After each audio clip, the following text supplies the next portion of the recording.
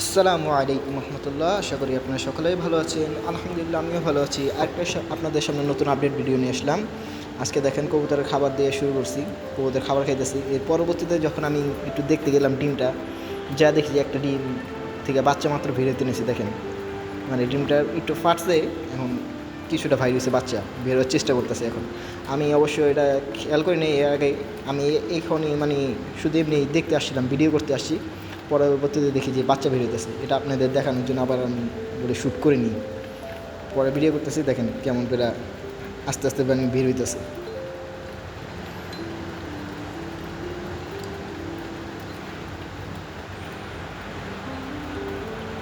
এটা হলো আপনার এই কফি কালার, যেটা মানে ঘিয়া কবুতরটা আছে সেইটার বাচ্চাটা। এখন 3টা ডিম দিয়েছে, একটা আপনারা জানেন যে জনের ডিমও আছে ভিতরে। আশা করি দোয়া করতেছে অবশ্য, আর আপনারা দোয়া করেন যাতে জনের এই ডিমটা যাতে ফুটে, কারণ জনের প্রায় 3বার ডিম দিছে, 3বারের মধ্যে একবারও মানে 2বার ফুটাতে পারেনি। এটা আপনার 3য় বার। দোয়া করবেন যাতে জনের ডিমটা ফুটে, ইনশাল্লাহ আমিও দোয়া করবো। আর এই দেখেন বাচ্চাটা এখনও চেষ্টা করতেছে বের হওয়ার।